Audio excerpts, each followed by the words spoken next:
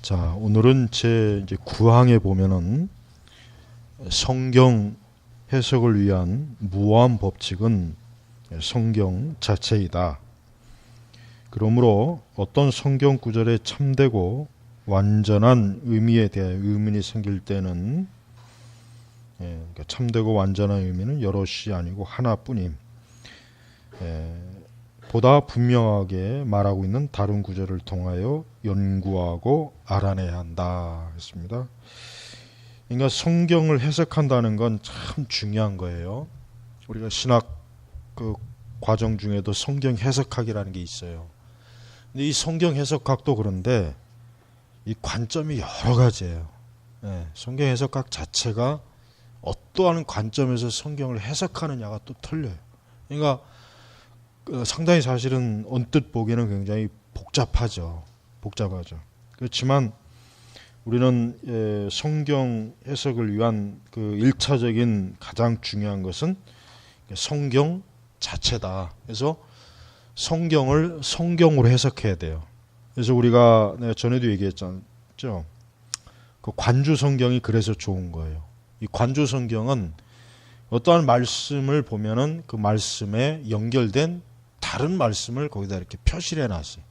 그래서 관주 성경이 그래서 중요한 것이고, 사실은 제대로 된 성경은 관주 성경이라고 할 수 있어요. 그래야 어떤 한 구절이 의미가 좀 이해가 안 간다 그러면 그것과 관련된 또 다른 구절을 계속 연계해서 보다 보면은 이 성경 말씀을 이해하는 데는 거의 어려움이 없어요. 그래서 관주 성경을 주로 가지고 있어야 돼요, 사실은.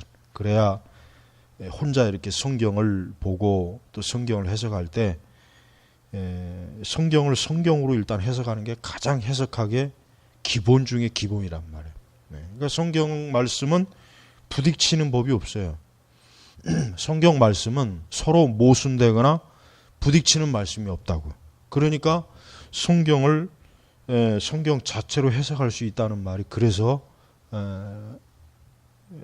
옳은 그런 가정이. 그러니까 우리가 여러분들도 그 관주 성경을 가지고서 이 관주 성경을 좀 활용을 잘해야 돼요. 주석 성경보다 관주 성경이 더 나은 거예요. 주석 성경을 즐겨보지 말고 관주 성경 자체를 더 보는 게 좋아요. 그래야 그 관주 성경 자체를 통해서 말씀을 보면은 웬만한 구절은 다 해석돼요. 다 이해가 된다고. 하나님의 말씀은 서로 다 연계가 되는 거예요. 연관이 돼 있다고. 그러니까 신구약 전체가 서로 이렇게 그 말씀 자체를 하나의 독립된 말씀이 아니라 그 말씀을 이해할 수 있는 또 다른 구절들이 굉장히 많으니까, 그래서 우리는 성경 자체의 해석은 성경 그 자체다. 이렇게 우리가 알아야 됩니다. 또한 신약은 구약을 통해서, 그러니까 구약은 신약을 통해서 해석을 해야 돼요. 그러니까 구약 단독적으로 해석하지 말고 신약이 주어졌단 말이에요. 그러면은 신약은 결국 구약에서 어때요? 연계가 된 거예요. 추출이 된 거예요. 그러니까 구약의 그 많은 말씀들을 이해하기 어려울 땐 그 말씀을 통해서, 그 신약의 말씀을 통해서 구약의 말씀을 이해하면 구약은 이해하기가 쉬워요. 그래서 우리는 이 성경의 어떤 로마 천주교처럼 철학을 통해서 성경을 해석하면 안 돼요. 로마 천주교 성경 해석법은 철학이에요. 철학을 통해서 성경을 해석하기 때문에 이 로마 천주교의 성경 해석은 그릇된 게 그래서 많은 거예요. 이 얘들은 성경 자체를 가지고 해석하는 것이 아니라 자기들이 어떤 전제를 두고 있는 뭐 아리스토텔레스의 철학이라든가 이런 철학을 기반으로 그 신학을 그 구성하기 때문에, 그래서 로마 천주교의 그 성경 해석은 그릇된 게 너무 많습니다. 그러니까 성경을 성경으로 해석해야 되는데 그들은 철학으로 성경을 해석해내니까, 그러니까 저들의 성경 해석은 아주 참 회귀하고 말도 안 되는 그런 아주 끔찍한 아주 참 성경을 이상하게 해석을 많이 해놓는단 말이에요. 그래서 우리는 하나님께서는 이 말씀 자체를 하나님께서는 일부러 어렵게 사람들이 이해할 수 없게 하나님께서 말씀을 기록한 것이 아니라 누구라도 하나님 말씀을 이해할 수 있도록 하나님이 계시하셨고 기록해 놓은 것이기 때문에 사실은 뭐 성경의 대부분의 구절들은 그냥 어느 정도 어떤 글을 읽을 줄 알고 어느 정도의 어떤 이해만 있으면은 성경을 해석하는데 전혀 문제가 안 돼요. 그래서 우리가 성경을 해석하는 데 있어서 무엇보다도 성경 자체가 성경을 해석하는 권위를 가지고 있다. 그러니까 우리는 성경을 교회가 해석해 줘야 된다라는 그런 그 천주교의 주장을 우리는 거부하는 이유가 뭐냐? 성경 자체를 가지고 성경을 해석할 수 있는 그러한 하나님의 참 은혜를 하나님이 주셨는데 그것을 굳이 교회에다가 의탁할 필요는 없는 거예요. 물론 교회가 어떤 성경의 부분을 해석해 주기는 하지만 기본적으로 성경은 성경 자체에 의해서 성경 해석할 수 있단 말이에요. 그러니까 성경 있는 사람이 성경 기도와 말씀, 그러니까 기도를 통해서 성령께서 깨닫게 하시는 그 깨달음으로 인해서 성경을 해석할 수 있도록 하나님이 여지를 주셨어요. 그래서 웬만한 것은 그렇게 해도 다 해석이 됩니다. 물론 사실은 이제 성경을 이제 자의적으로 혼자 해석하다가 문제가 되는 부분도 많이 있기는 있어요. 많이 있긴 있는데 우리가 그렇다고 해가지고 성경을 개인이 해석하거나 이해하면 안 된다. 그런 것은 절대 옳지 못한 겁니다. 그것은 천주교가 말하는 그런 주장이란 말이에요. 그러니까 우리가 이 성경 자체를 독자적으로 내가 성경을 읽고 해석을 하는 것에 대해서 우리가 그것을 잘못되게 보지 말고 얼마든지 그렇게 해석을 할 수 있어요. 그러나 이제 조심해야 될 것은 사실 성경은 사실 조심스럽게 이해해야 되고 봐야 됩니다. 안 그러면은 이게 자칫 잘못하면 그릇된 이해와 그릇된 해석이 결국 이단이 되고 사이비가 되는 거란 말이에요. 사실 교회 역사는 그런 게 굉장히 많거든요. 그래서 우리가 성경을 읽을 때 우리가 참 순전한 마음으로 하나님 앞에 이 말씀을 바르게 성령께서 깨닫게 해주시도록 우리가 기도할 때 하나님의 성령께서는 이 말씀을 올바르게 이해할 수 있는 그런 지혜와 또 지식을 우리에게 제공한다는 것을 우리가 알아야 됩니다. 그리고 또 하나 이제 중요한 것은 여기 보니까 성경의 의미에 대해서 성경의 의미는 사실 단 한 가지예요. 성경은 어떤 말씀이든지 간에 그 본문에 대한 해석은 단 한 가지입니다. 여러 가지가 아니에요.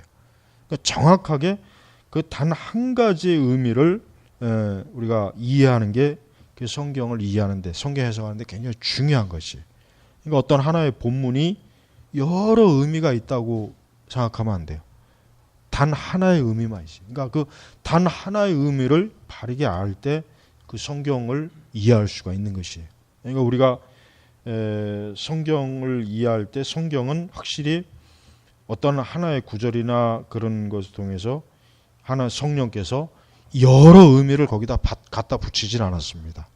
오직 한 말씀, 하나의 구절을 이해할 수 있도록 하나님께서 말씀을 기록하기 때문에 우리가 성경을 읽을 때 그 성경에서 의미가 뭐냐라고 하는 것을 단 하나를 가지고 우리가 이해해야지 이렇게도 이해할 수 있고 저렇게도 이해할 수 있다는 생각을 가지면 안 되는 거예요. 그래서 우리가 성경 해석은 우리 신앙의 가장 기본적인 것입니다.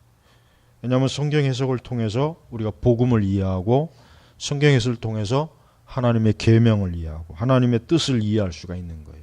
만약에 우리가 그렇지 못하면 그냥 성경은 우리에게 아무 유용이 못 되겠죠. 아무 우리에게 유용한 것이 못 된단 말이에요. 사실은 그것이 아닌데, 그래서 우리가 성경을 바르게 이해할 때 기본적으로 내가 성경을 읽고 성령께서 그 성경을 깨닫게 해주시도록 주의 성령께서 우리에게 이해력을 주시고 지성을 바르게 작용할 수 있도록 하나님께서 이끌어 주시는 것입니다.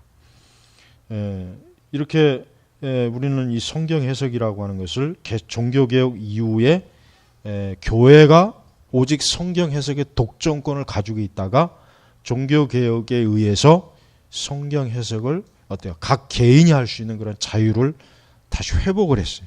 그러니까 우리는 그것이 물론 부작용이 많이 나오긴 했어요. 부작용이 있긴 했어요. 그래서 이단도 많이 발생하고 사실 교파라고 하는 것도 성경 해석에 의해서 교파가 거의 결정됩니다. 성경을 어떻게 해석하느냐에 따라서 사실 교파가 이렇게 형성이 되는 이유도 있긴 한데 그렇다고 해가지고 우리가 이제 성경 해석을 개인이 하지 못하게 막아서는 안 됩니다. 하나님께서는 각 사람에게 성경을 읽고 이해할 수 있는 지혜를 주셨단 말이에요. 물론 마귀가 사단이 어떤 사람은 성경을 읽을 때 그 성경을 바르게 이해하지 못하게 미혹을 할 수 있어요. 그럴 수는 있단 말이에요. 그래서 아주 성경을 이상하게 해석하는 사람들이 많잖아요. 그게 왜 그러냐면 그것이 단순히 어떤 지식의 문제라기보다는 그건 미혹의 영, 즉 이 마귀가 성경을 그릇되게 이해하도록 그를 어떻게 미혹, 속인 거란 말이에요. 그러니까 우리가 그런 부분을 조심해야 되는 거예요. 그래서 내가 어떤 성경을 해석하고 읽을 때 이것이 옳은지 그른지에 대해서 성경 자체 안에서 우리가 확인해야 되고 또 역시 우리가 이제 그러한 성경 해석이 옳은지 그른지에 대한 좀 전통적인 좋은 주석들을 보고서 이게 옳은지 그른지를 또 확인해 볼 수도 있고 즉 그럴 수 있어요.